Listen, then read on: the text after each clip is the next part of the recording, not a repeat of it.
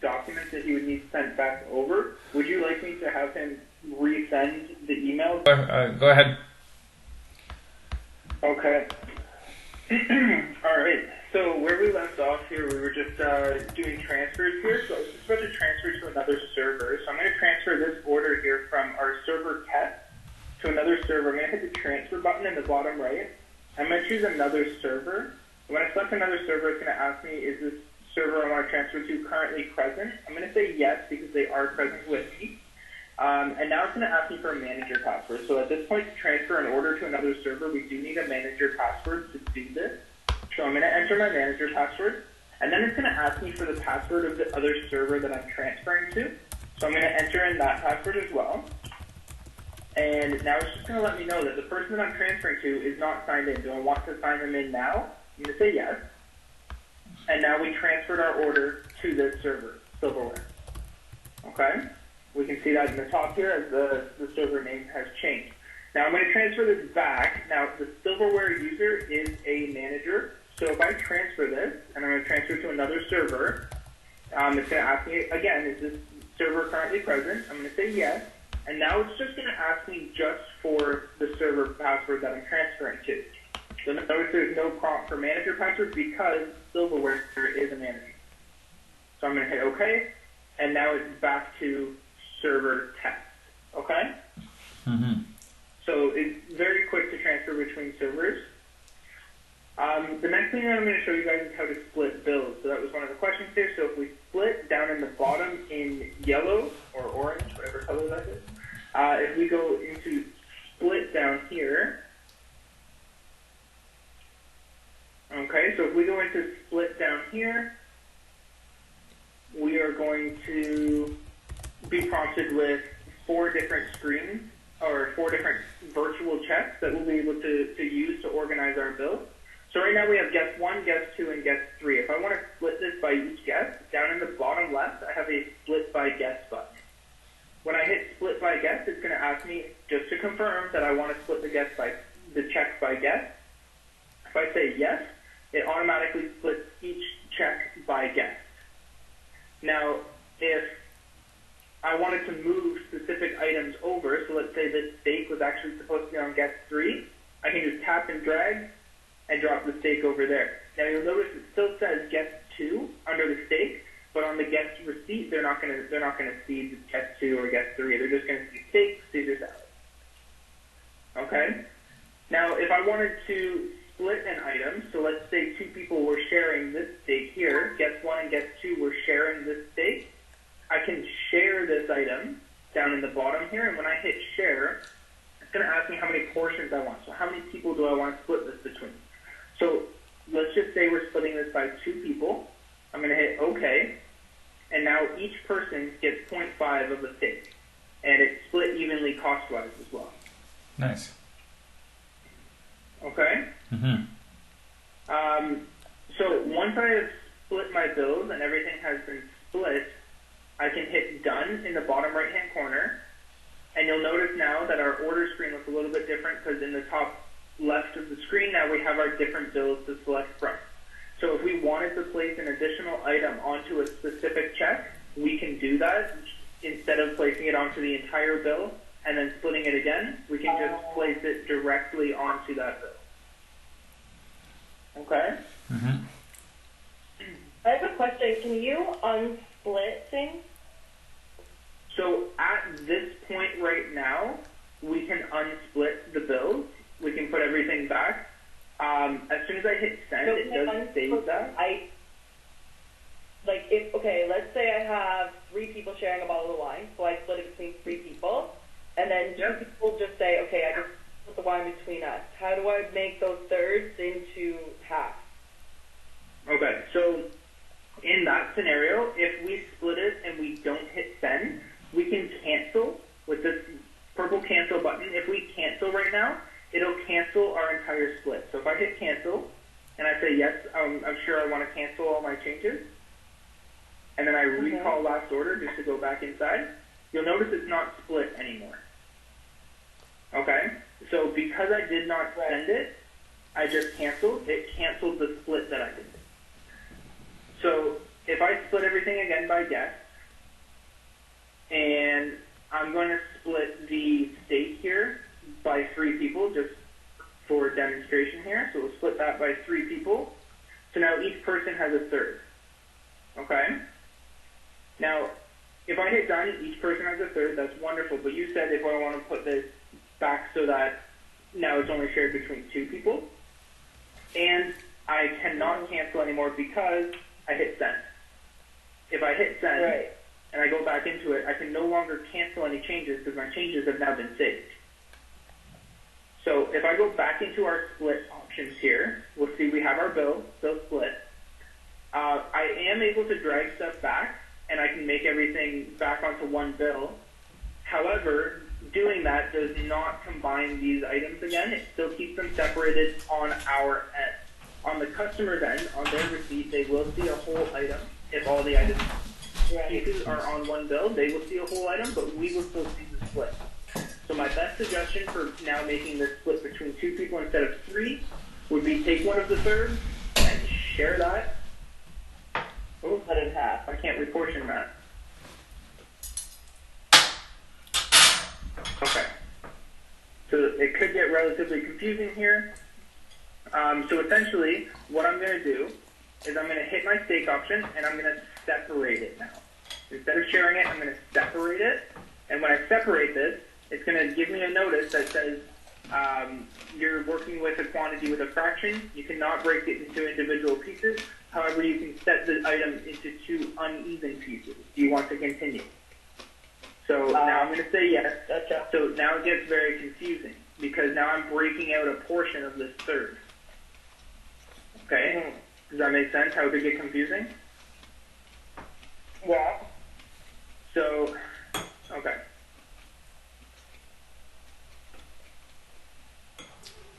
So I think our best option. I'm sorry? So I want to void and then repunch and divide again. That might be the easiest option. Yeah. Just to keep the numbers even, because otherwise we're going to be working with fractions and decimals, and it could get very confusing very quickly. Absolutely. That brings So me to my my next suggestion- point. Can we do not make for one of the modification buttons, which can apply Absolutely. to food and or drink? I would love Yep, that so if button. I'm- That's a great... So if we go into any item, so I'll just order a new one just to pull up the modifications. If I pull up the mods here, we have a do not make right here.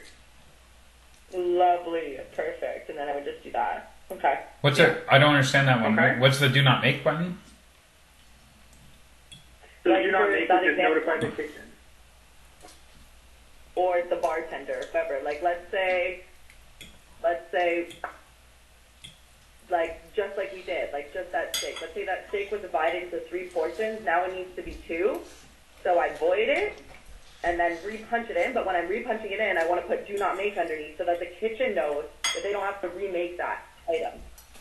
Okay. That it's not being punched in new. Okay. Okay? Mm-hmm. All right.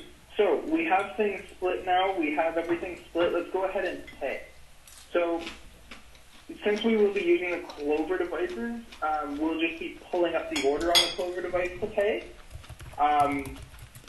However, just for demonstration purposes, since I can't really show the Clover device through the remote session here, we're just going to pay through the payment screen on Silverware. And this would be a cash payment, we'll say. Okay? So if we were taking a cash payment for this bill, we would hit the pay button in the bottom right to bring us to our payment screen. And now we have our different bills to select from. Now you'll notice up in the top, we can't actually click on them from up here. We'll use our next check and previous check buttons in the bottom of the screen to navigate between our checks if we want to pay out a different one. Okay? So if I'm going to close out the guest one here, I have the option at the top to select a quick cash payment. So if they quickly gave me $40, I can just select $40 and it'll give me my change for that. And for this one, I'm going to close this one out. So I'm going to hit close check. And it's going to prompt me and say I need to print this first. So this enables us to make sure that we're always printing our checks before we close them. So if I hit print check, it's going to give me an option now to select which check I want to print. This might look a little bit confusing at first, but if we really look into what it's showing us, it's just giving us all the details we need. So initially right now, over in the left, it's showing us check, all check. So it's showing us everything. This is our entire order for this table. If we want to show specific checks, we can hit the show button next to specific checks, and that's going to show us those specific checks. So this is check number 5. It's going to show us what's on there. Check number 7, it's going to show us what's on here. And check number 8, it's going to show us what's on here. Now with the check boxes, we can decide what we want to print. If we want all the checks to print, just one of the checks to print, we can choose with these check boxes. So if I hit print right here, that prints all those checks, which now allows me to close this one. If I hit close, that check is now closed. You'll notice I can't go to previous check anymore because that is now closed. So now I'm working on the second check here, which is check number 7. And I'm going to pay this one out. Let's say they're going to pay with $80. I can close this check now. And if I go to this last one, let's say they want to pay with the exact amount. They're going to pay me with $30.15. So I go to cash, and there's our $30.15 to get exact amount. That's just if I hit my payment method cash, it'll give us the exact amount as opposed to selecting one of the quick cash options. So if they give me $30.15, that's wonderful. I can hit OK, and we'll notice that our change due is 0, which means they paid exact and in full, and I can now close this check. Are we able to get rid of this mandatory printing for when they're using the bar screen? For when closing checks on the bar screen? Yeah, because let's say we have it's more so like a club and someone's ordering vodka, people are ordering vodka sodas. I don't want them to have to print a bill every time they want to close a vodka soda bill. Okay, I can turn that off, yeah. Yeah, I like it for the servers. It makes perfect sense for the tables, but when it comes to actual bar service, it's unnecessary. I don't want to have to print a bill every time someone orders 1 tequila. But don't your staff, don't the customers like to see that? It's illegal also to not give a receipt to somebody. If you don't provide a receipt to someone, it's allowed to ask for a receipt at all points, but I'm telling you 100% no. Like if I'm doing fast bar service in a busy club at night, everyone's not like, some people ask to see their bill, but like if you're just like, can I get a shot of tequila? It's $7.50. When you come back, you're like, can I get a shot of tequila? It's $7.50.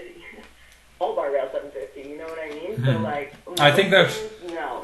I think that a lot of restaurants that I go to or bars that I go to give receipts, especially in Toronto. Even if I order one drink, like if you're at the bar at Tomo, you don't get a receipt. I get a receipt every time.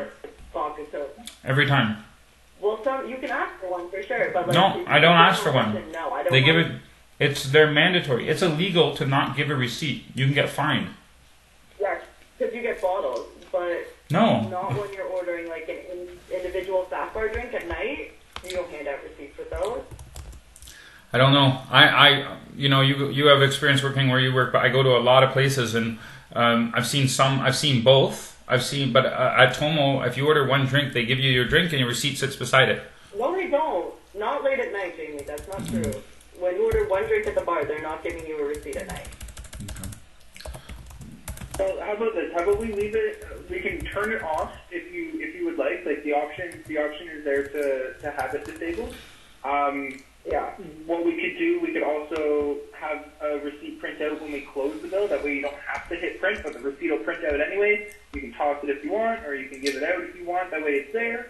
But you don't have to print it; it'll just print on itself. So as of February, last February, it says here that all bars have had to provide customers with a receipt for every alcoholic beverage ordered. The law is meant for counter fraud, and the government is taking seriously any fines up to $50,000 for an offense. I know you're supposed to hand out receipts. I'm just saying, like logically, that's not how the ends up going. How do you feel about that, Scott? And Will? I mean, I don't know. I mean, I agree with both people, so I don't really want to dial in. Like, at 1:30 and you're just doing, 15 drinks, I mean, I get it, Gina, what you're saying, but the reality is, as a manager, I've always sided with Jamie. I've always agreed with that, and I've always printed bills, and also because I feel like a lot of customers can't hear properly, like what the drink order is, like, oh, it's $6.50. And they're like, what? $6.50? Typically what you do, like, especially like what Jamie was saying in Toronto and Montreal, they always print the bill, they always put it in a bill fold, they always pass it to the customer on every order. Everything. High-end place that I go to, that's the way it works. That's professional high-end. Like, I'm not talking grunge bars. I'm talking like we're a high-end place. Yeah, that's right. I don't want to get fined either, and we're new. We're gonna get people will look for things with us. Yeah, sure. But yeah, I mean, Gina, I agree with you. Like at Junction, we never did that, but like I'm just like in all practicality at 1:30 in the morning. I just don't like the idea of having to purge the bill to get a receipt. I just think that's going to slow everything down so much. Like having to have that bill come out. Like people are ordering 6 tequila shots, all individual bills. Well, I think the trainer, he made a good point. Like, I've seen this in action at Ace. If they, when the bill prints out, if someone just walks away, whatever, then you just toss it. You toss the bill. But if they're, it's like, who they are, you're putting it on a tab or something, it's different. But if they're standing there, you take the bill, you print it off, you put it in the bill fold, you hand it to them. Yeah, I guess so. We're not going to take any more So we time. can do that. We'll have it automatically print out then. We won't have the requirement that pop-up doesn't come up. It's not an extra step. All you do is hit close and it prints out and you're done. Yeah, like if it's an automatic step, then that's perfect. But if they're having to like press print receipt.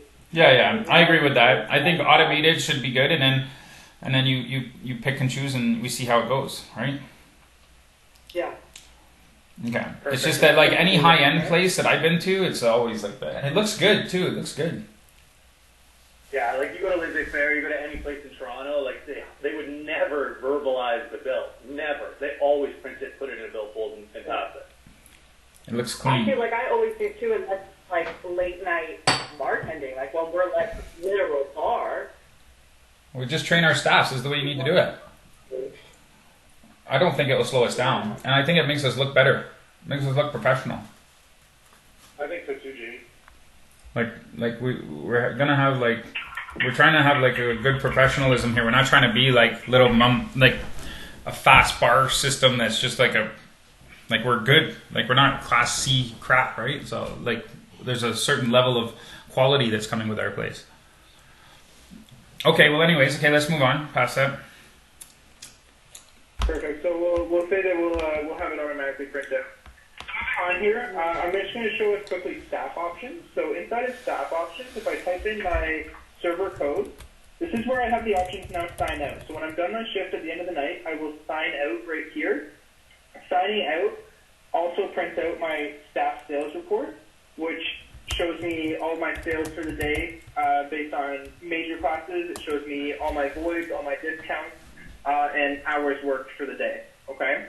So that shows me everything I need to know for this server. When I hit sign out, it'll automatically print out. So I just have a question. Sorry, I just have a question because that's where you're talking about employee time reports and sheets, right? Or is there 2 sign-outs? No, it's just the one sign out. Just the one sign out does it all. So the sign out signs you out of the system. It also ends your shift. So Gina, when people are working, or Scott, when people are working, and they're done their shift, but they're doing their cash out, that means they signed out before they're doing their cash out. Is that right? Yeah, they'll do all their side duties, they'll sign in, and then you sign out and do your cash out. And then what about cleaning? They don't do cleaning, do they? Like generally speaking, like they clean their areas, or they share. Okay, so do they? So then how do they get, they don't get, generally speaking, once they sign out, that's their shift, or do they get paid for side duties? How does it work? Most of the time, what we do is that we're still signed in while we're doing side duties, and then the sign out's the last part that you do, and you do your sign out and do your cash out. Okay, so you do all your duties before you do your cash out? Yeah. Agreed. Okay. Okay? Yeah. So that's when we'll sign out, and that'll print out our staff sales report. Now, if we want to print it out as we're going, we can print that out as we're going, the staff sales report button right here. And that will print our staff sales report, but it'll say not a final read. So if we take a look at it here, this is what would have printed out. And we'll notice at the very top it says not a final read. So this is stating that there's 2 open orders under this person. Okay. This is not a final read. Don't use this as your closing total because there's still pending changes. Okay? But as I said, this does tell us everything about their sales, so all their food that they've sold, any modifiers, taxes, total payments taken, and then net cash owing, which is how much cash they should have on their person that they would need to give back to the house. So in this case, it's $130 that they should have on their person that they have to give back to the house. And the way it works, like anything they had for tips would be like we wouldn't see it, or do you see it? Like, how do you cash out tips to the bar and all that kind of stuff? Yeah, so with the cash, sorry, Gina? No, go ahead. It's just, you wouldn't see all their tips, Jamie. You would just see whatever they were tipped on credit card, because that cancels out with how much cash they take. So don't you take, and doesn't... individual, like, tip notes to plus. So how do we do it where... What? How do you know, like, you guys have to teach me this, but don't the bar, they have a certain amount that goes to the bar for, like, our busboys and stuff like this kind of thing? Or, like, is there something like that? Yeah, they calculate that on their own. So there's, like, a separate sheet that they fill out while they're looking at this. Mm-hmm. And then they'll do, like, 1% of bar sales go to the bar for tip out, and then, like, 1.5% of total sales go to the busboy, and then, like, 1% or 1.5% of food goes to the kitchen. But they do that on a separate sheet. That isn't calculated through silverware. Unless silverware, you put a tip amount on the bill automatically, and then the waitress then says she goes and asks for a tip on top of that. Is that right? Is that how that works? No, you want them to do it on their own, because that way they can, like, change things. You know what I mean? Like, if they feel like their busboy did a really good job, then they'll tip them out more money. Or if they feel like, you know, they're really hard on the kitchen, they'll give the kitchen a little more money. Okay, I just thought that there was like, how is it, like, when I go to a lot of bars nowadays, on the bill there's already it's already got a tip on there, but that's not the tip for the waitress. I heard. Thing. What's that? That's a gratuity thing. That's a gratuity thing. Okay. Earlier on, that doesn't really have anything to do with, like, this portion of it. Okay. It doesn't have anything to do with this stuff. Okay. Absolutely correct. So we do have an option to set a sales charge, which would be an automatic percentage taken off of our net cash owing. However, that would be an automatic set percentage that would be one single percentage. We can't set multiple, so it would just be one. Yeah, that's and you can set it to whatever percentage you want, and it would take that off of our net cash owing automatically. However, to Gina's point, that would remove any option for variable tip amounts. So if somebody did great, we wouldn't be able to show that we were actually tipping out more. And this would, if we are going to be doing multiple different percentages of tip outs for the kitchen, for the bussers, for the bartenders, then that wouldn't show on this report. We would only be able to show one of those on this report. Okay. Yeah. Whatever you guys think is best. So underneath them, I'm sorry? Well, Gina and Scott, whatever they think is best. Yeah, it's the same at all bars. It just comes with another sheet that you fill out. Okay.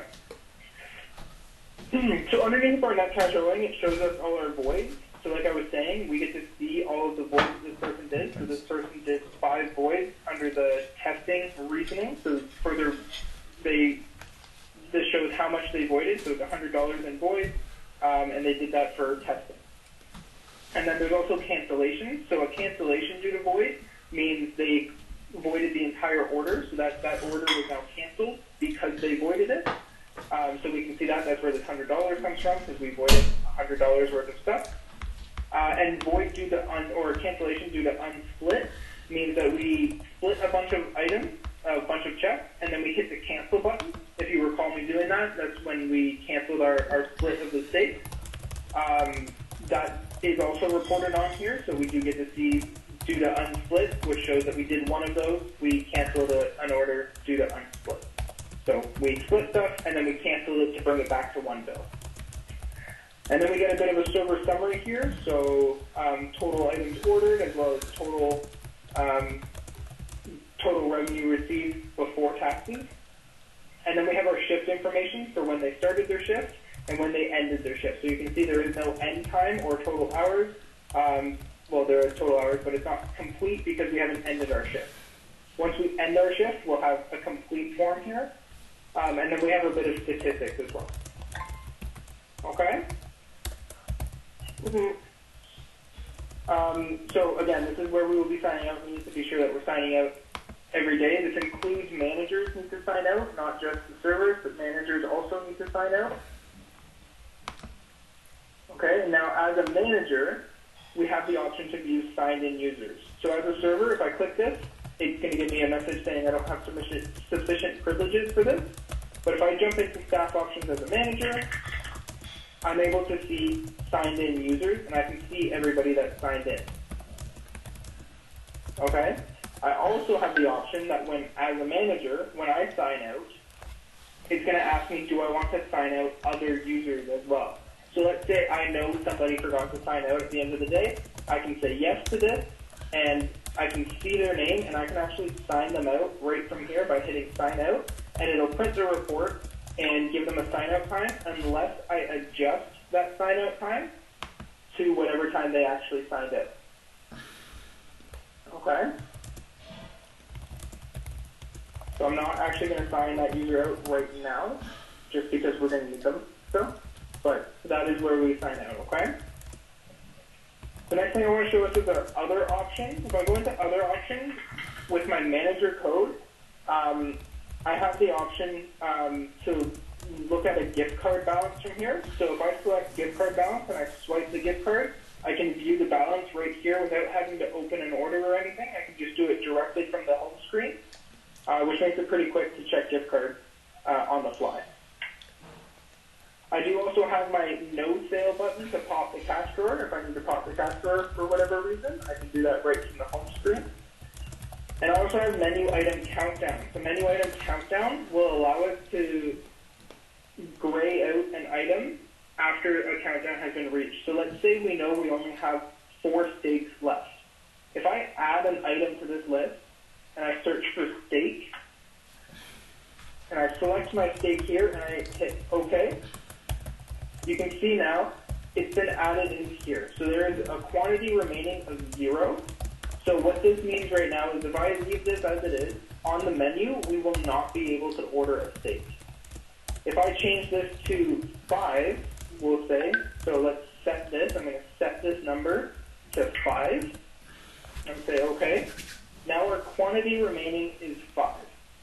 What this means is now there is going to be a countdown on this item, so I can only order 5 of these steaks. After the 5th steak, it's going to go to 0, which means nobody else can order a steak.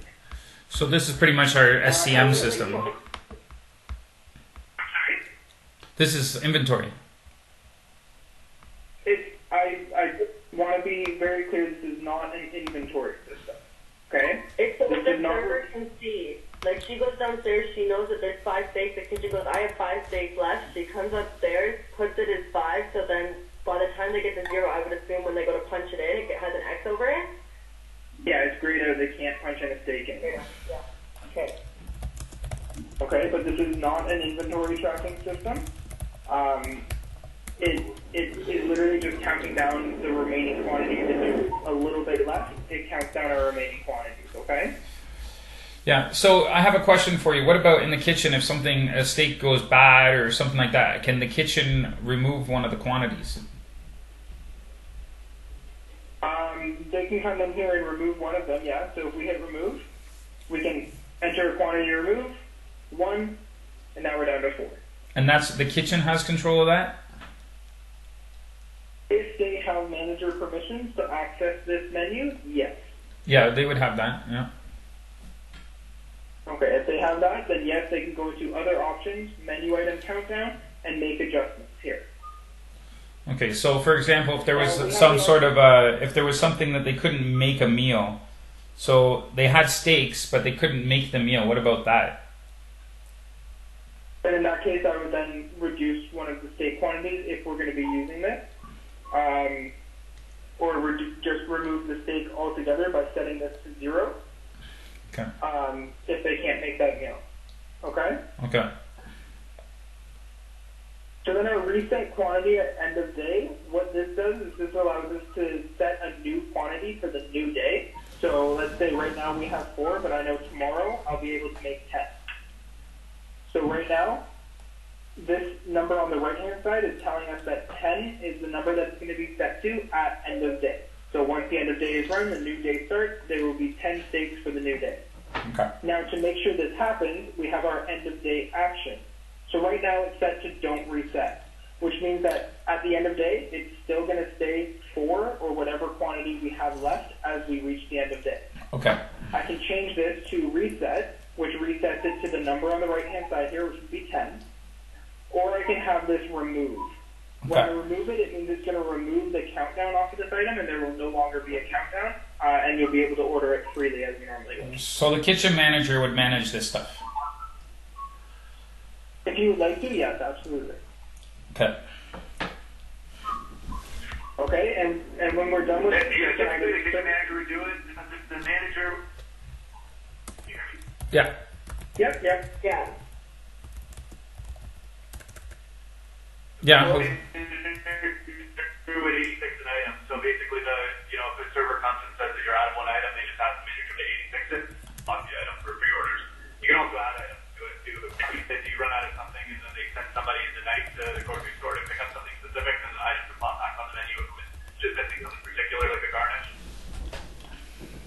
Do you do that, Scott? Like at your restaurants, have you had it where you have like an exact number, like you know exactly how many of each plate you'll be able to make at the beginning of the day? If something like a guacamole you wouldn't have on a countdown, but something like a ribeye, you definitely have on a countdown. Yeah. And again, that's up to you guys how you want to lay that out. I'm just showing you the tools we have available to demonstrate that, okay? Yeah, especially for wastage, and Omar can dial in on this, but let's say he does a special, and so we have like a certain amount of a particular item we're trying to get rid of, and so you run a server competition. You say whoever sells the most of the ribeye steak today, give a $25 gift certificate to Nordic Spa, and then you do a countdown item. So there's only 12, and bingo bango, away they go. Yeah. Absolutely. The trick is that every Nordic Spa gift certificate comes in 2, and they got to take the manager too. You heard of that trick before. So no matter what happens, manager's going. Okay, so to save it, we'll just hit close. Closing it saves it in the menu item countdown list, okay? And lastly, we have the option to check our clients. So if we go into clients, we're able to search up any of our clients that we've added into the system. The same way I added myself to that check, I can just look myself up here. So if I look up my name, I get to see all of my options. If I want to edit any of them, I can choose myself. So from the list here, I'll hit choose. And now I have options to make changes to my orders and my information here, okay? If I want to change any of it, this is where I would be able to do it now.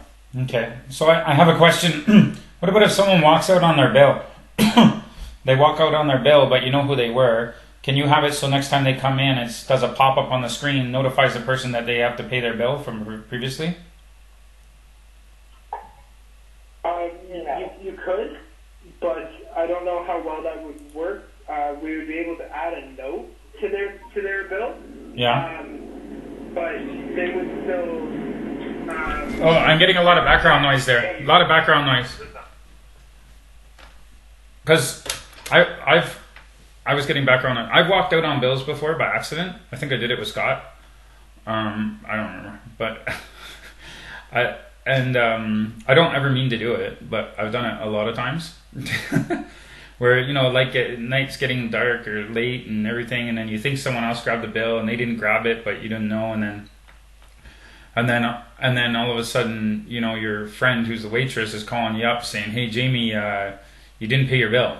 And I'm like, "Okay, I'll get you next time I come in." And they're like, "Okay, no problem." And then next time I go in, they forget, and then all of a sudden it's like 2 more times, and then it might come up, but then I think they get stuck with the bill. They have to pay it, and then it causes problems.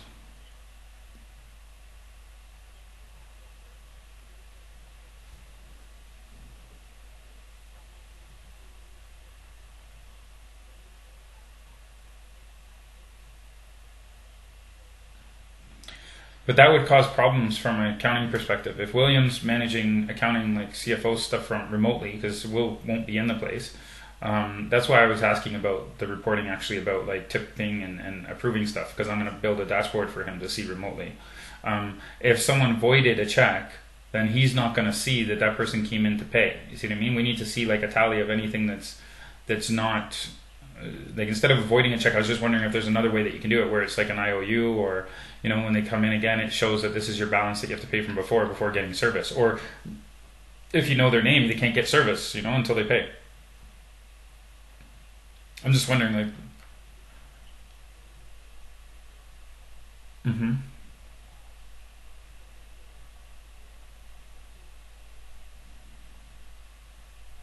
Mm-hmm.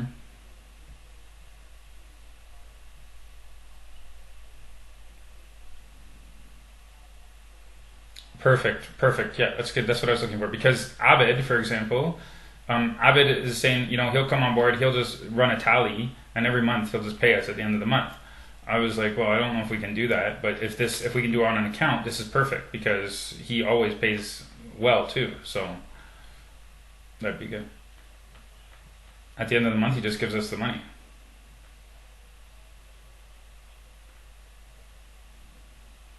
Well, we would tell no, we would the way that I do it, like I've done this before with other places, is they tell, and actually I did this with Scott. Scott would always be like, "Okay, this is, you get a special price on a bottle." He's like, "Just make sure my server gets tipped well." So we always tipped really well to the server, and not even based on like the price we got the bottles for, but we tipped the server really good, so she always was happy at the end of the night.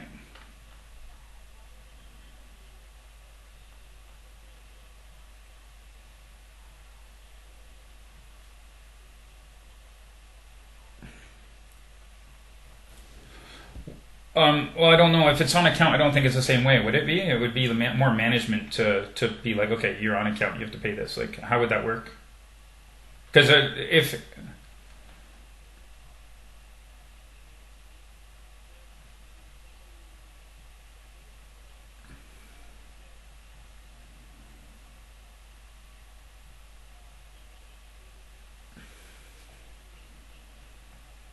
Mhm. Mhm.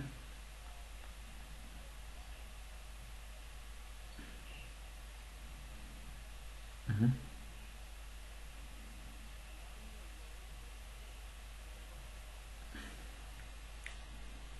Okay.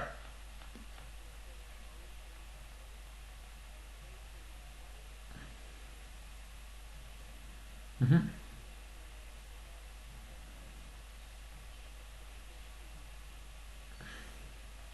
Mhm. Okay. So it's not. There's no tip on it or anything. It's just you're paying what you owe. You're already tipped at the beginning of the night. We're not going to let tips go on account. I don't think that's fair.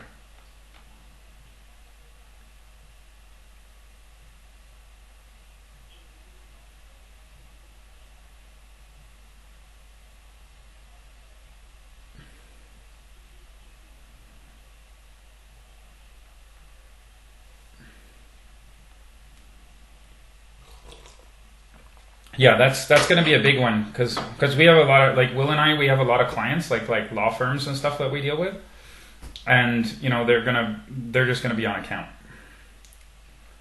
and they'll pay us.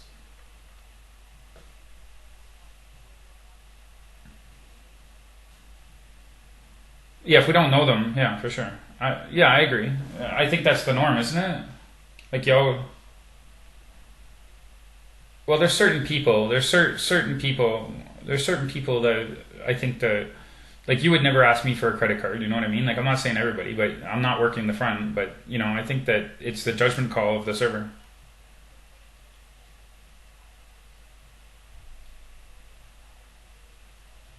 Right. So that's what I'm saying. So I think it should be server discretion. What do you think? What do you think, Will? Not Will. Scott.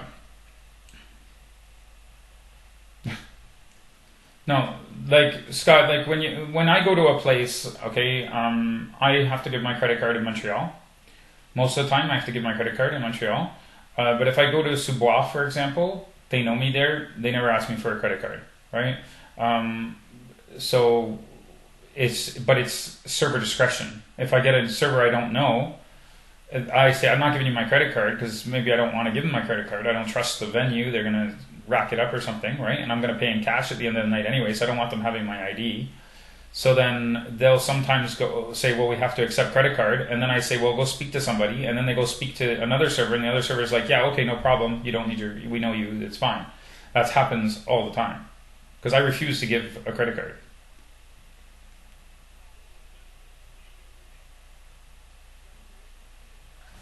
Okay.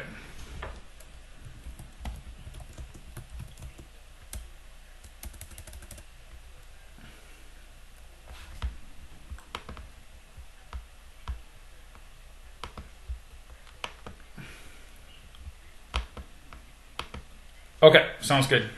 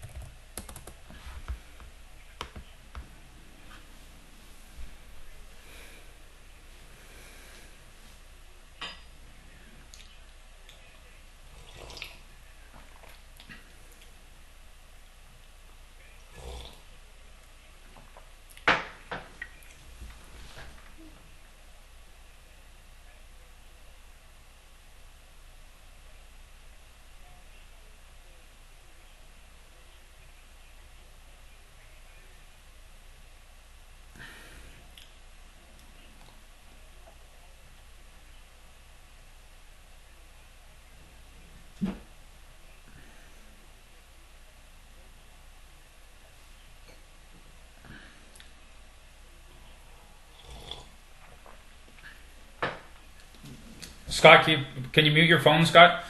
So I had a question about just the maintenance. What are the most common maintenance issues that you have with this system?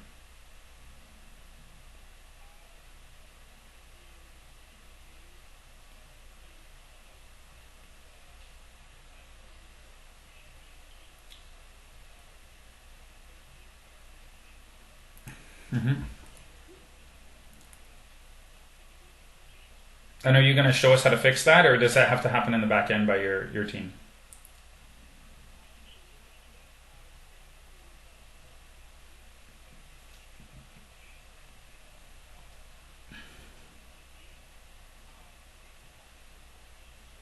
Okay.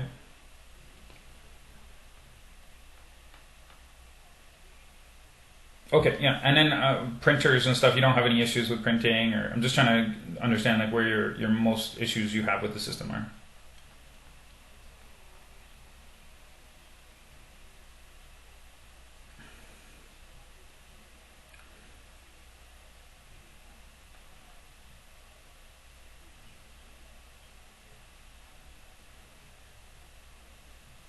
hmm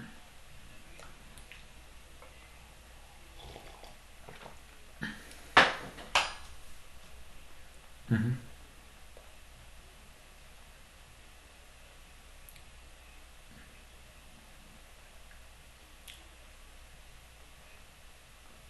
Okay. Okay, and it's just Windows, right, that you're loading on here? Like the printer would be connected with a Windows driver? Yeah. Yeah, but this is a Windows platform, right? This isn't like Linux or anything? Okay, okay, no problem. Okay.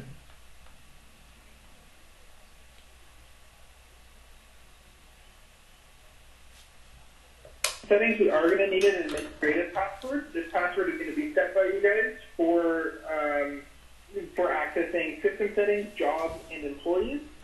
This is a minimum of 8 characters long with at least one uppercase letter and one number. Okay. Now, inside of our system settings, we start off with our general tab. Our general tab here has a few default settings that have been set to start off with. Now, the settings, most of the settings here are pulled from our license, so they cannot be changed. So our phone numbers here, our address, our store name, these can't be changed inside of here. They would have to be changed via a license update. So if anything does need to be changed, let me know and I can update the license. It's the wrong phone number. You have the wrong phone number. Okay, what's the correct phone number? 699-6999.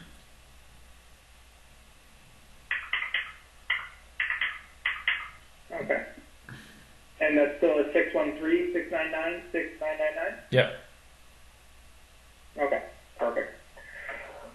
Okay, so the only other option I want to show you guys in here is our sales charge. So remember how I was saying we could have an automatic sales charge show up on our end of days for the servers in the net cash owing. This is where we would set that. Okay, well, we're not going to do you that. can have this based on including tax or not including tax. So if we uncheck that, no more taxes included on this sales charge. This is a percentage based on total sales, and that would be pulled out of their net cash owing. Okay? Okay, so the next thing I'm going to show us here is our courses. Courses is where, remember how we were saying I can change any of the names here? So we're going to call this, what were we going to call this again? First? Service 1. Okay. I believe Omar was saying that we wanted to change the names of it to like Service 1 or Service 2. Yeah, I think he wanted it as like Service 1, Service 2. Perfect. So we can just change that here, just like that, and Service 3. So this is just changing the names of the courses. If we need to add more courses, we absolutely can. Okay? And as I was saying, we can add automatic hold times, but we're not going to be using the hold and fire system. But if we do ever switch to it, this is where we could set our automatic... Well, we said we would, but for 20 minutes, right? We said we were going to do a hold and fire 20 minutes. Is that not happening? Right, but then we changed what hold and fire system we're going to be using because we wanted the kitchen to be the order to begin with. We're not actually going to be holding anything. The kitchen is going to be aware of the order the entire time, so we don't need the automatic fire time. Okay. Yeah. Okay. Yeah, and the last thing here is our entree course. I'm just going to set this entree course to course 2 just because service 2 is, I'm assuming, where our mains are going to be located. Just in case we need to pull reports on entrees. This way it's connected. We'll just put service 2 dash entree then, no? No? Like, okay. Like I said, you guys can make changes to this. I'm just No problem. what Omar was saying he would like to see. But if you guys want to make changes to this, by all means, you can make changes. Okay. Okay. The next one here is our printer centers. Inside of here, we can't really do a whole lot, but you can at least see what's happening. So we have a no bar printing.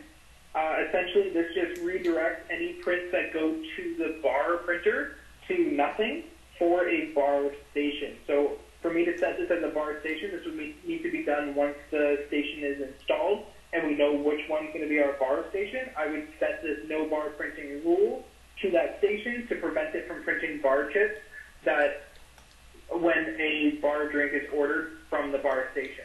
Is that something we would want enabled or no? Yeah, I think so. The drink, from the printer behind the bar wouldn't need to print drink chips. Only the server, Huh? Right. Wait. Exactly, and that's exactly what POS this does. behind- Yeah, okay, I see what you're saying. So that's just how I would set the POS for the one behind the bar so that it wasn't printing drink chips. Exactly. So like I'm saying, we can't set it from here. I'm just showing you that you can visually see what's happening. It's taking it from bar to nothing. Okay? Gotcha. The next option is our peripherals here. So this is our receipt trailer. This is what's going to show up on the end of our receipt. Now, do we happen to have our HST number with us today? Yeah. Will you have that there? Is it uploaded to the sheet here? Let me check.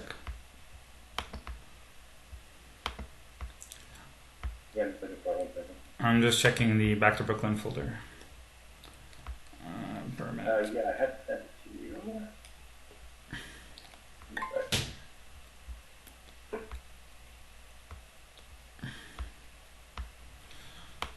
There's a folder here called Accounting Administration.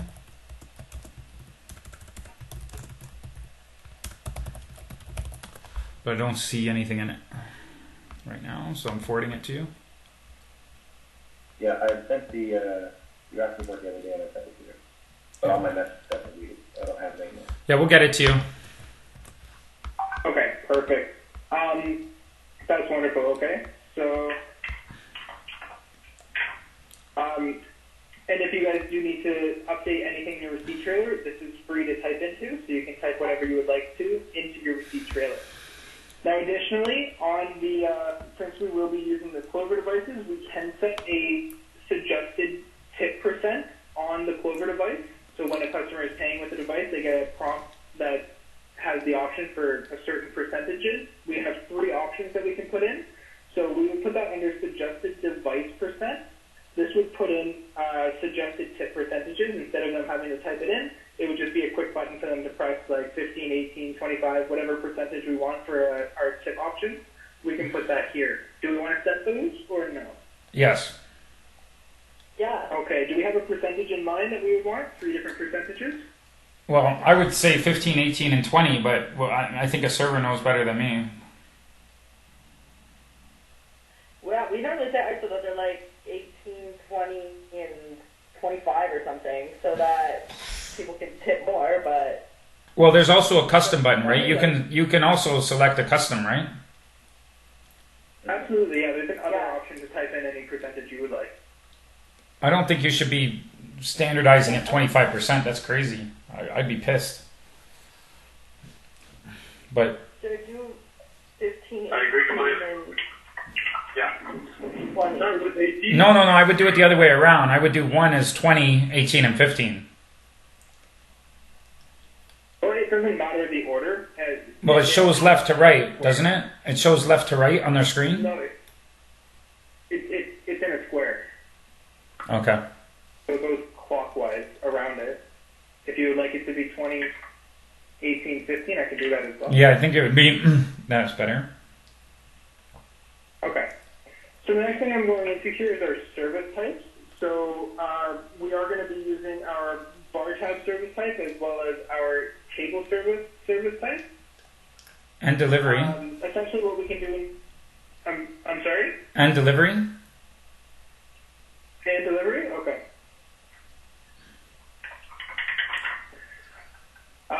So essentially what we can do in here is we have the option to change the name of whatever we want this to be. So right now we have our default name, but you can change that if you want to. The main use of this is we can change our printing behavior. So let's say for table service, for example, we want that print check required option. So remember how we were saying that we don't want that prompt to show up for bar tab? So if we turn that off, so if we go to bar tabs here, the print check required is not there, but we did say we wanted something to print out when we close the check, right? That way our receipt is always printing. I mean, it would make more sense to have it before than after. Well, if we were to do it before, then you would just hit the print button. It's just not going to prompt us and say you have to do it. So we don't have to print one. But if we hit the print button, something's going to print. We can also have it print out a check when we send the order through. So as soon as we send the order, it's going to print out a check for the customer. Yeah, I think it should be automatic like that. I think it should just be like able.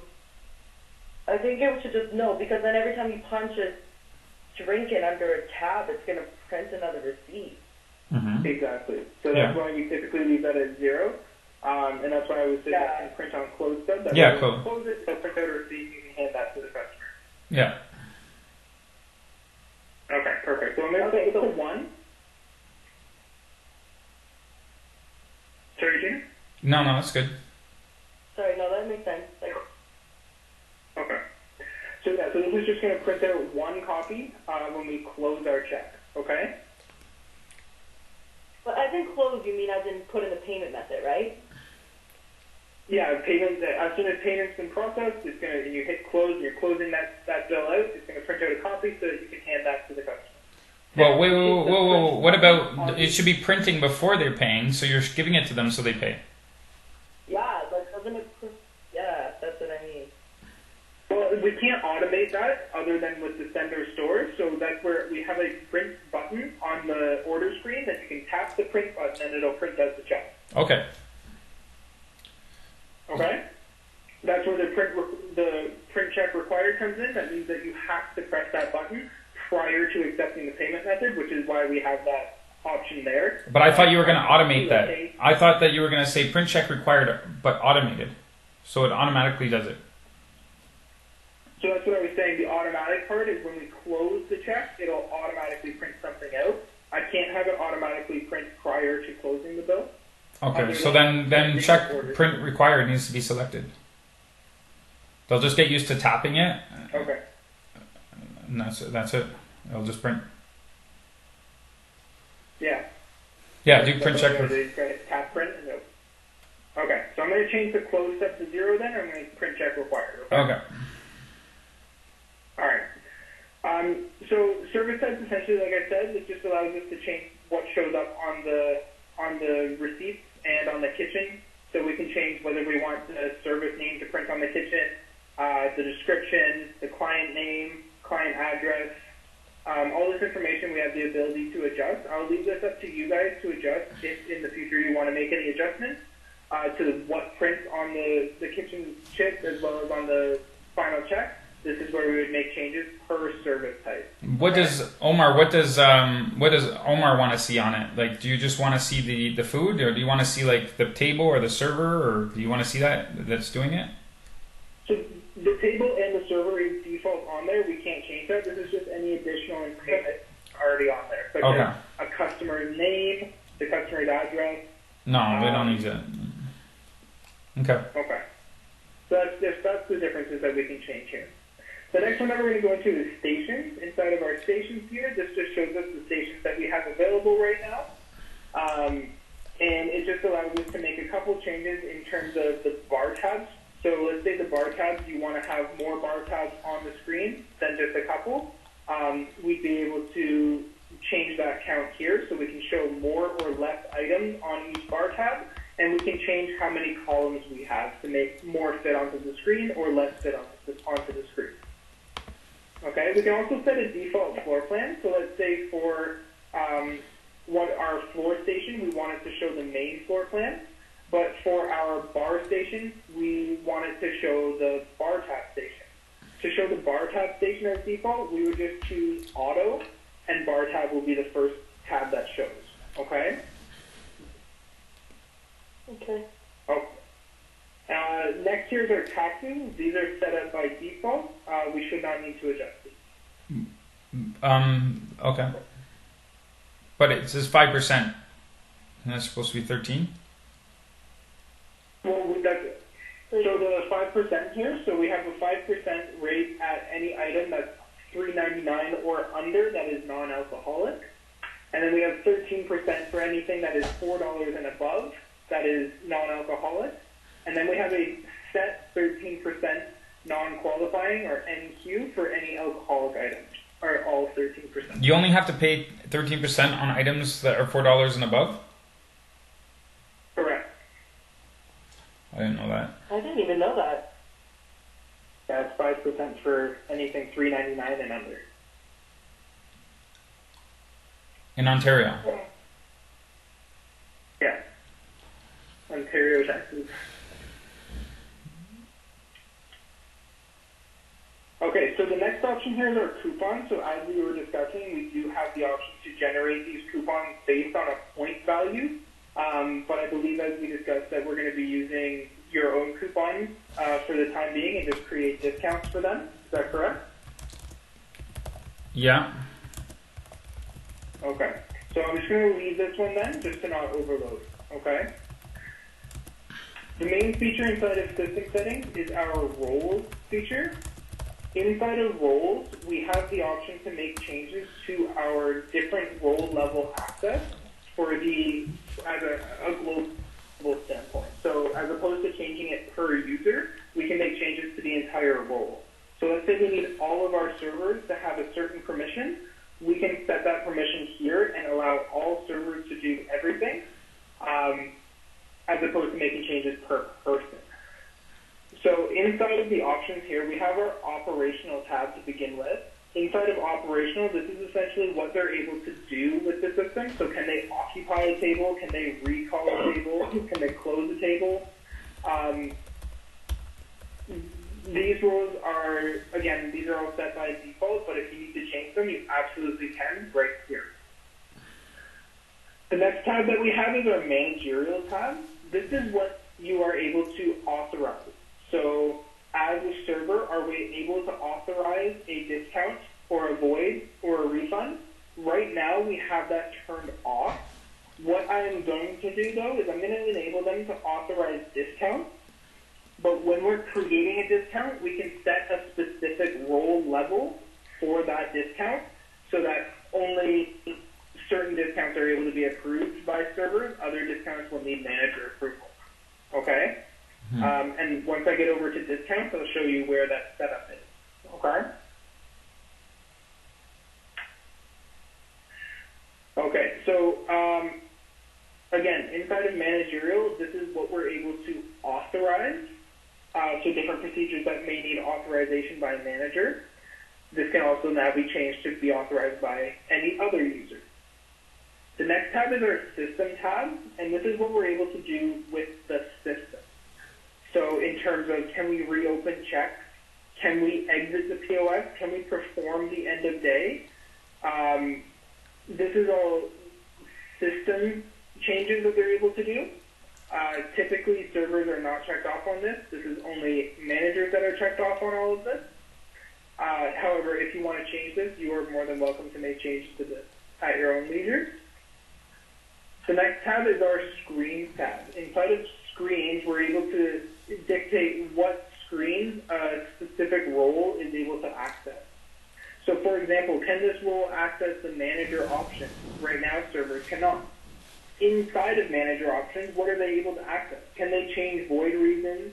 Can they change user permissions? Can they change the system settings, floor plans, clients, gratuities?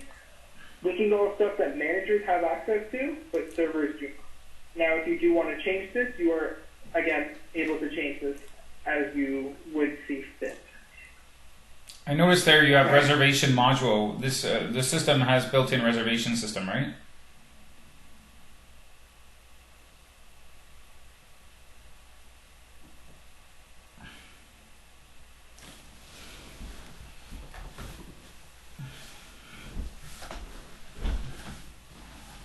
Yeah, there goes my connection.